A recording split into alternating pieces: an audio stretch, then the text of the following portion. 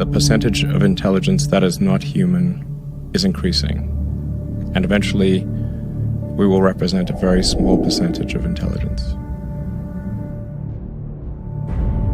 I try to convince people to slow down AI, to regulate AI. This was futile.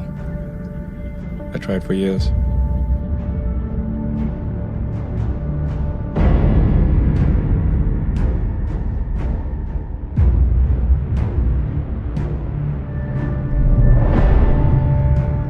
This time frame is not relevant to AI. You can't take 10 years from the point at which it's dangerous. It's too late.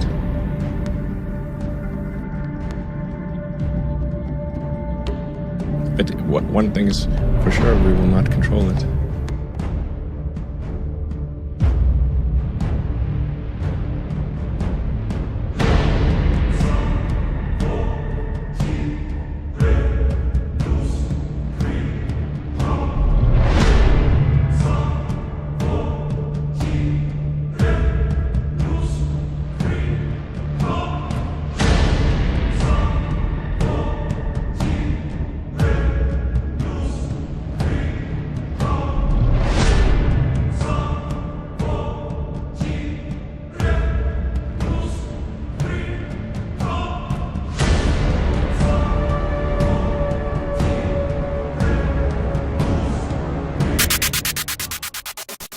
This thing is happening in the background while people bicker about politics and what's going to be in the healthcare plan in the US.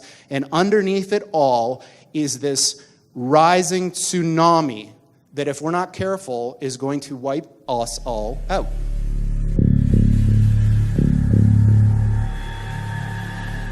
Imagine what would happen if we had to link thousands of brains together. Just like nature creates a superior intelligence by forming flocks, schools, shoals, and swarms, we could create the brain of brains, the world's first ever human quantum computer. Well, what if we told you we already have? Okay, so my previous company was D-Wave. I'll just show you a couple things. We built what are still the world's only quantum computers that you can buy.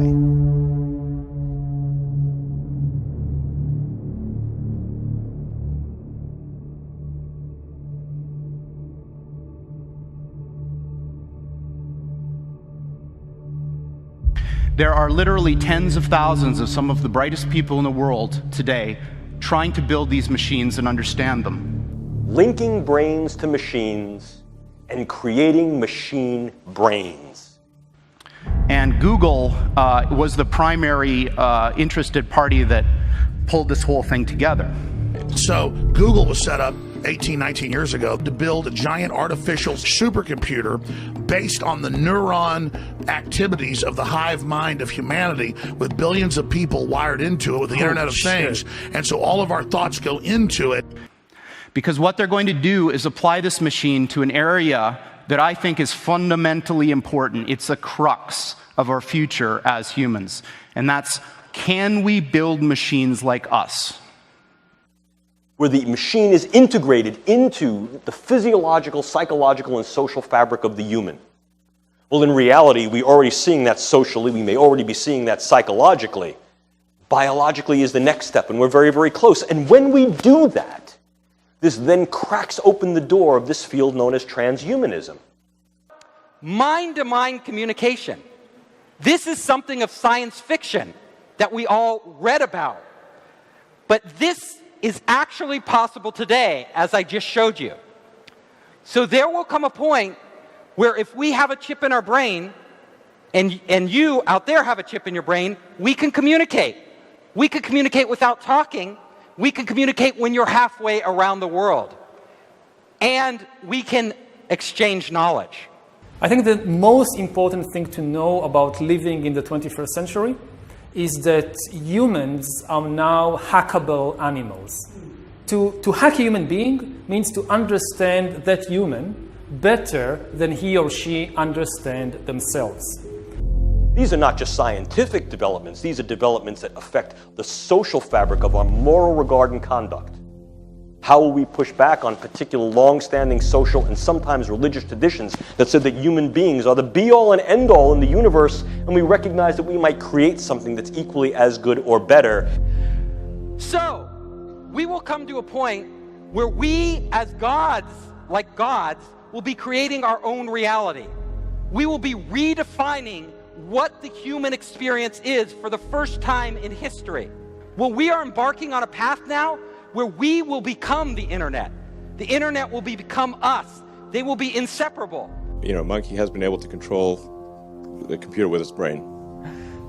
Just, yeah. The goal is to make this one of the most simple procedures there is, similar to people getting LASIK to improve their vision. But why do we even need this in the first place? Well, in most cases, it's a bandwidth issue. Now, many people hear this but don't exactly understand what that means. It's a speed problem, it's an energy problem. It's how fast you can get information into or out of your brain.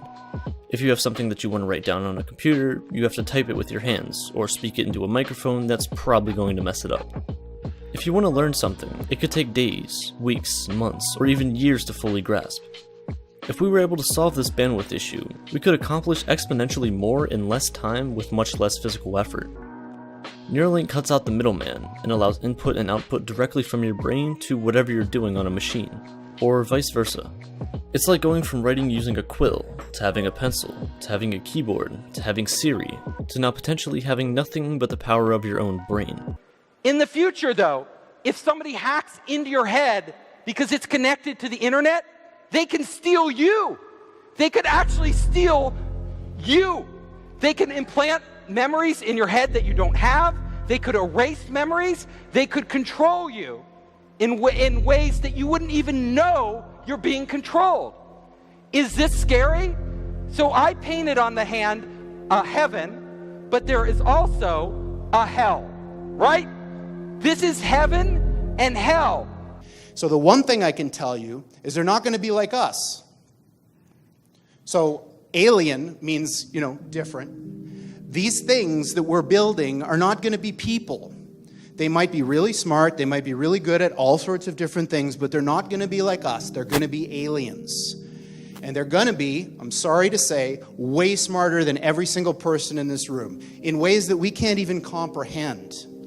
And what happens when we ultimately reverse engineer the brain and develop a machine that has cognitive capability and emotional? I believe that humanity is on the cusp of the most important technological, societal revolution that's ever occurred. And that's when we got to the point where the machines that we build outpace us in every respect. I don't mean that they're better calculators. I don't mean that they're better at searching. I mean everything. Are we ready for the first time the machine literally uses the first person singular I and tells us how it feels? What do I do when I unplug it? And before you go, oh, that's the stuff of science fiction. No, it's not.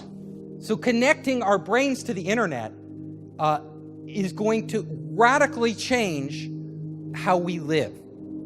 And not just how we live, but how we view ourselves as human beings. I could build, I think, a soul. Here's how I would do it. I copy you exactly into a digital environment. Everything about you. Imagine that was possible. It probably is. So if I copy you into a machine, that copy process has all of the properties we were talking about as being a soul. First of all, it's immaterial, because copying, that's not a thing, it's a process. It's immortal. It's just like you. You can put it in any environment you want, heaven, hell, make a simulation. They are building false realities into which they want to induct you so they can play God. If you can transfer knowledge and you can communicate because your brain is wirelessly connected to the internet, there's no reason you couldn't extract memories, which are just data, out of one brain and put them in another brain.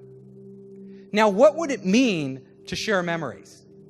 This was proposed in 2006 and has largely flown under the radar. Sentient World Simulation is a matrix-like reality simulating humanity. It is called the Sentient World Simulation. The program's aim, according to its creator, is to be a continuously running, continually updated mirror model of the entire planet, complete with billions of nodes representing every person on the Earth. Every person on the planet within this computer matrix as a node, and every node is given an avatar, an identifier. And that is real-time, 24/7 monitoring of every person on the planet. This is primarily, but not exclusively, facilitated by the adiabatic quantum computers produced by D-Wave Corporation. The ultimate aim would be to archive enough data on each individual to be able to make a computer model of everyone on the planet. A very, very good compressed representation of the world. Call it a model.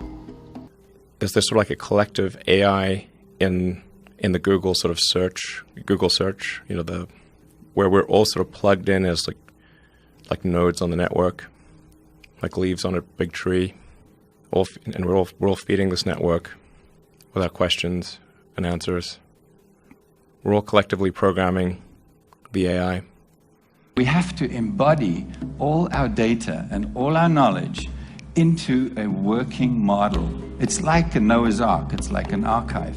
Is that it's a very important thing that we create models of the world inside our heads, and everything you think, everything, from your feeling of self to the feeling that you may have a soul or a maker, to your preference for cilantro or not, all of those things live inside a place which is dark and small and never sees the outside world.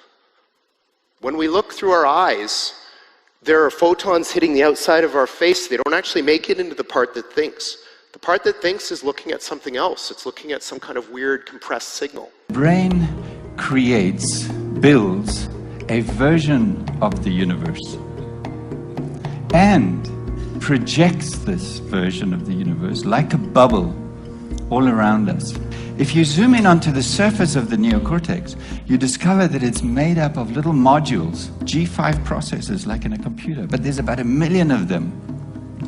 They were so successful that what we did was to duplicate them over and over and add more and more of them to the brain until we ran out of space in the skull and the brain started to fold in on itself. And that's why the neocortex is so highly convoluted. We were just packing in columns so that we'd have more neocortical columns to perform more complex functions.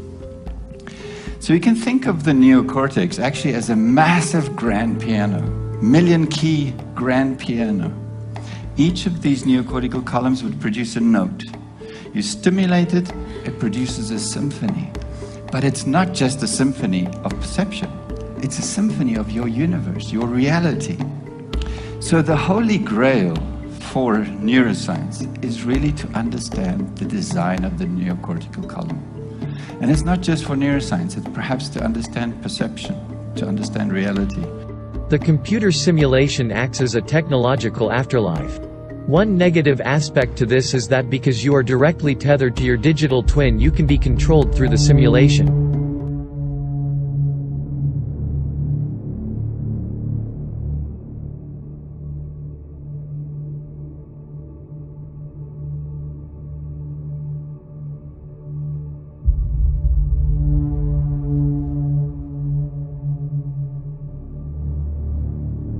Right now, each of us has a digital twin that's gestating in the digital cosmos, a digital twin of yourself generated through AI, and that digital twin could, in fact, represent you in the digital world. We're uploading and digitizing our consciousness, our experience, our sensorial bodies. We're constantly putting that data into the digital world, and eventually that will be gathered by an AI. What I'm talking about is the future digital twin of the self, of the person. Who we are in the cosmic digital world will be a digital twin of us. The way that we get there is through quantification of self down to the molecular level, where suddenly in every scenario we have data. and that gets sent directly to the digital self. And that is what we're going to see in the future.